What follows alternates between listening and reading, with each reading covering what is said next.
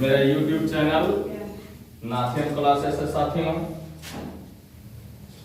नाथियम classes. मेरे YouTube channel को subscribe करें और हमारे वीडियो को आगे बढ़ाने का प्रयास करें, जिससे कुछ अन्य बच्चों को पढ़ने का अवसर मिले। बच्चों, अभी तक तो हम सर्वसंख्या पढ़ाए।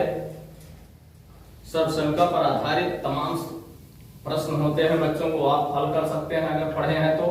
लेकिन आगे मैं पढ़ाऊंगा, थोड़ा सा आज प्रयास कर रहा हूं कि आप लोगों को एक चर वाले रैखिक समीकरण पढ़ाऊं। बच्चों, जैसे मान लीजिए दो नियम से पढ़ाऊंगा बच्चों, दोनों नियम बहुत ध्यान देना होगा बच्चों। जैसे मान लीजिए एक लिखा हुआ है x प्लस 3 बराबर 8, इसको हम पढ़ते हैं बच्चों x प्लस 3 बराबर 8। ये 3 जोड़ा गया है बच्चों x में, है ना। हम अगर हमें एक चर वाले रैखिक समीकरण का तात्पर्य होता है बच्चों कि एक चर पद होता है, उसी चर का मान हमको ज्ञात करना होता है। आइए देखते हैं, इसमें 3 जोड़ा गया है बच्चों। हम दोनों जो भी काम रैखिक समीकरण में होता है बच्चों, जो काम हम करते हैं वो दोनों पक्षों में करते हैं। बस समझ में आ रहा है। अगर हम अपने आप से करते हैं तो दोनों पक्षों में करते हैं, और अगर समीकरण के अनुसार करते हैं तो सिर्फ एक पक्ष में करते हैं। आइए दोनों नियम मैं आपको दिखाता हूं, आप लोग गौर से देखेंगे बच्चों। दोनों पक्षों में 3 घटाने पर, दोनों पक्षों में से 3 घटाने पर, ठीक बच्चों। ये जोड़ा गया है, घटाने पर देखेंगे बच्चों। ये हो जाएगा x प्लस 3 माइनस 3 बराबर 8 माइनस 3। समझ में आया बच्चों? ये 3 में से 3 गया, कुछ नहीं, यानी शून्य, शून्य का अर्थ कुछ नहीं, बचेगा केवल x बराबर, या 3 को हम कैंसिल कर सकते हैं, बराबर 8 में से 3 गया, बस ये उत्तर आपका हो गया बच्चों। ठीक है।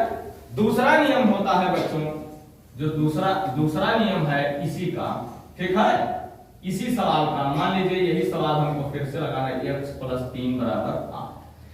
इधर से बाएं पक्ष से हम दाएं पक्ष में अगर किसी संख्या को या किसी चर पद को जो भी ले जाएंगे, ठीक उसका उल्टा होगा।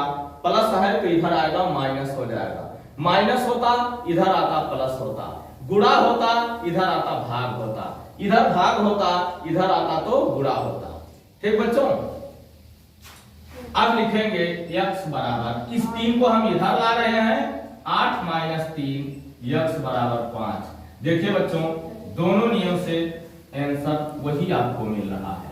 ठीक है बच्चों, कोई दिक्कत तो नहीं हो रहा है। इसके बाद बच्चों आइए मैं देखता हूं,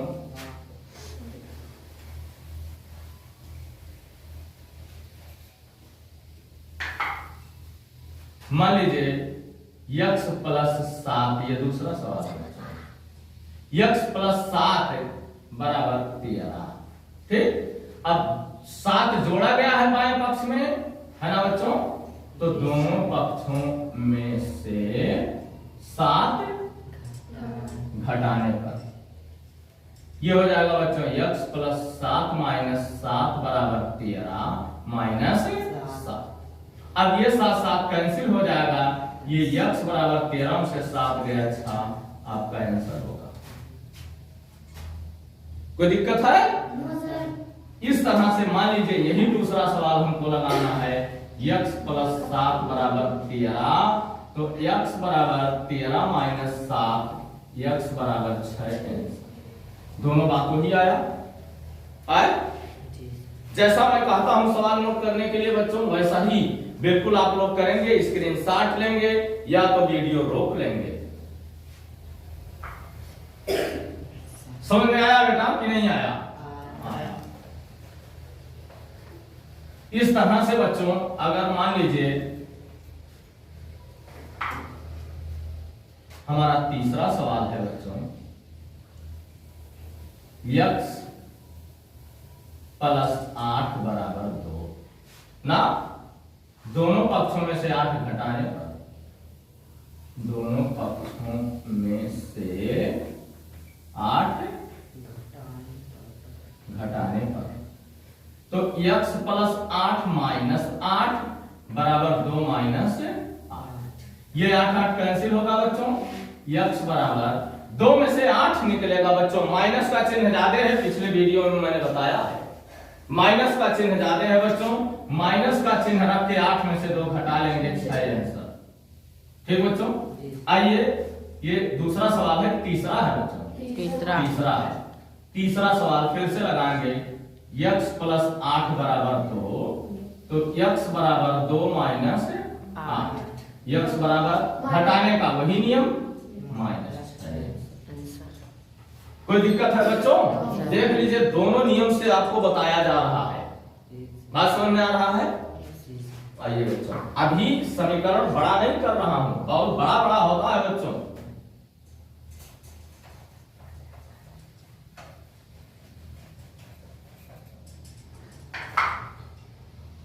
इसके बाद है चौथा सवाल। मान लीजिए बच्चों, चौथा सवाल हमारा है, x ही ना रहने दें, y प्लस 8 बराबर 0। ठीक बच्चों, तो दोनों पक्षों में 8 घटाने पर, दोनों पक्षों में से 8 घटाने पर, y प्लस 8 माइनस 8 बराबर 0 माइनस 8। ये 8 कैंसिल हो गया बच्चों। y बराबर माइनस 8, 0 में से घटाएंगे तो बात वही आएगा ना, माइनस 8 ही आए। फिर दूसरा नियम है, y प्लस 8 बराबर 0, y बराबर 0 माइनस 8, y बराबर माइनस 8। देखिए, दोनों नियम से आंसर वही आता है बच्चों, सिर्फ आपको लगाने में सावधानी बरतनी है बस। बात समझ में आ रहा है?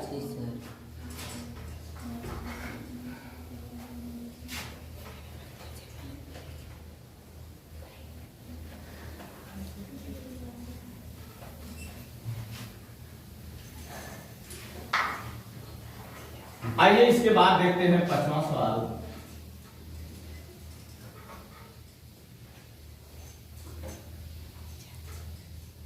मान लीजिए a प्लस 12 बराबर 18, दोनों पक्षों में से, दोनों पक्षों में से 12 घटाने पर, तो a प्लस 12 माइनस 12 बराबर 18 माइनस 12। इस चर संख्या से हमको, चर पद से हमको डरना नहीं है बच्चों। ठीक है, चाहे वो x हो, y हो, m हो, n हो, p हो, q हो, a हो, b हो, चाहे जो भी हो बच्चों, उससे हम लोग डरेंगे नहीं, सिर्फ अपना काम करते रहेंगे। ठीक है, आइए देखते हैं, ये कैंसिल हो गए दोनों, ये हो जाएगा a बराबर 6 आंसर। दूसरा नियम होगा बच्चों, a प्लस 12 बराबर 18, ये a बराबर 18 माइनस 12, 18 माइनस 12, a बराबर हो जाएगा 6 बच्चों। देख लीजिए, दोनों से वही आंसर आता है बच्चों। बात समझ में आ रहा कि नहीं आ रहा? इसको भी नोट करेंगे बच्चों ध्यान से।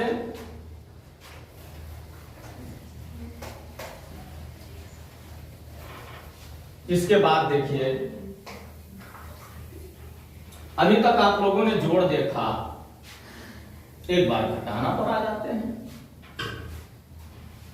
घटाने पर मान लीजिए पहला सवाल है, x माइनस 3 बराबर 2।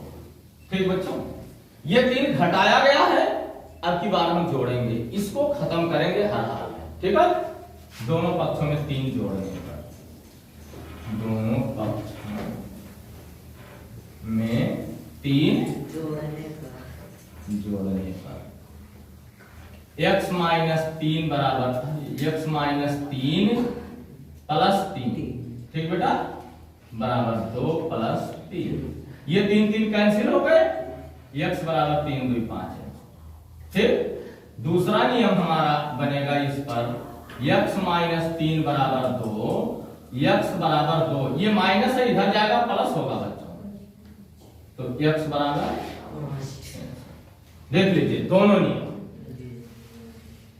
बस समझ में आ रहा है। जानकारी बच्चों हर नियम आपको होना चाहिए। सवाल जब आप हल करेंगे तो यही नियम लगाया जाएगा, लेकिन जानकारी रखने के लिए आपको यह भी बताया जाना जरूरी होता है बच्चों, इसके लिए मैं बताया हूं, ठीक है।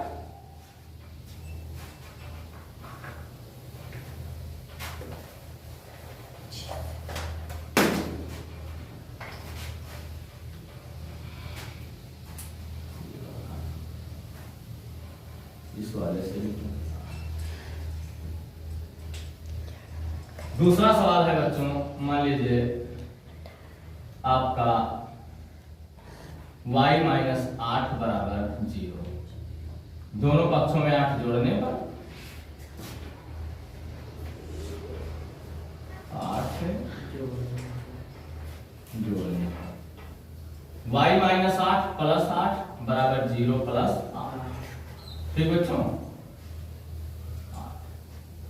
ये माइनस प्लस कैंसिल, y बराबर 0 में 8 जोड़ेंगे 8 होगा बेटा, इसी का दूसरा नियम क्या है बच्चों, y माइनस 8 बराबर 0, y बराबर 0 प्लस 8 होगा बच्चों, y बराबर 0 में 8 जोड़ेंगे 8 ही होगा। कोई दिक्कत नहीं ना, जरा भी दिक्कत नहीं है ना।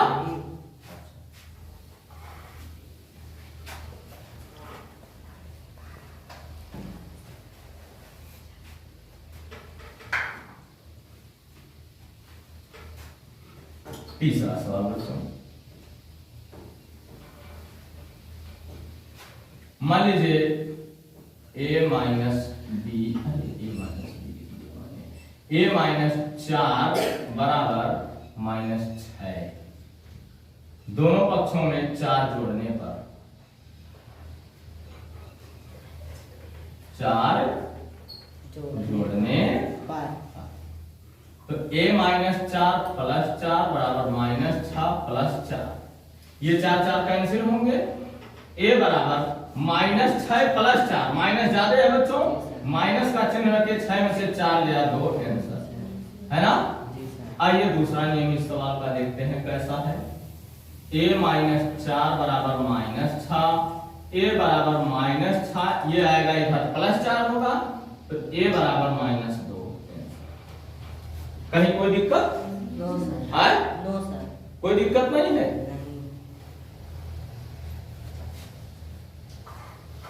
नोट करने का काम बच्चों बहुत ही सावधानी पूर्वक आप लोग नोट करेंगे। यही रैखिक समीकरण, एक चर वाला रैखिक समीकरण पढ़ा देने के बाद बच्चों मैं सोचता हूं आप लोगों को कुछ अंकगणित के सवाल भी पढ़ाऊंगा। अंकगणित में बच्चों विभाज्यता से शुरू करके लासा मासा पढ़ाया जाएगा, इसके बाद भिन्न पढ़ाया जाएगा, जोड़ घटाना गुणा भाग भिन्न का पढ़ाया जाएगा बच्चों, जिसको हम कक्षा 7 में परिमेय संख्याएं कहते हैं। इसको पढ़ाने के बाद तब फिर आप लोगों को कुछ और आगे बढ़ाया जाएगा, लेकिन पहले इसको पढ़ा दिया जाए। आइए देखते हैं बच्चों, मान लीजिए हमारा तीसरा सवाल है। आज मार्कर नहीं चल रहा, इंक डालना पड़ेगा। चलो देखते हैं बेटा, y माइनस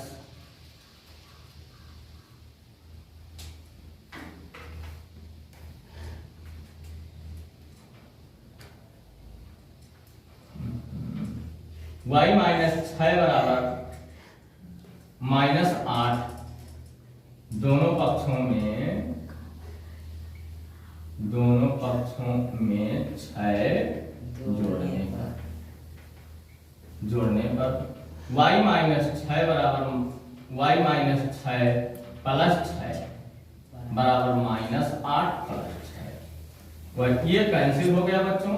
y बराबर ये माइनस ज्यादा है, 8 में से 6 गया 2, दूसरा नियम का सवाल है आपका y माइनस 6 बराबर माइनस 8, y बराबर माइनस 8 प्लस 6, y बराबर माइनस 2। कोई दिक्कत है बच्चों? यही तीसरे दोनों नियम से सवाल बताया जा रहा है बच्चों, आप लोग बिल्कुल ध्यान से देखेंगे।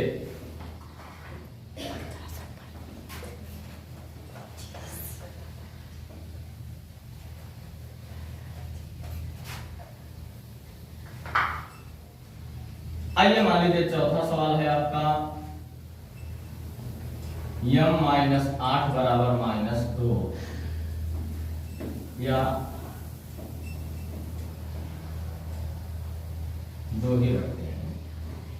दोनों पक्षों में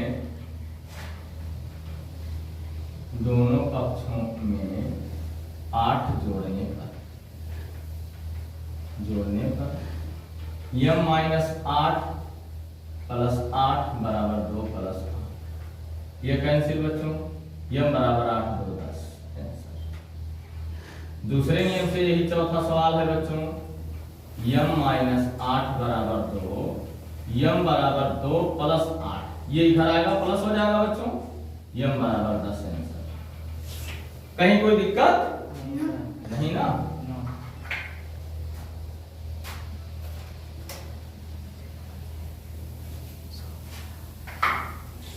पांचवा सवाल है बच्चों,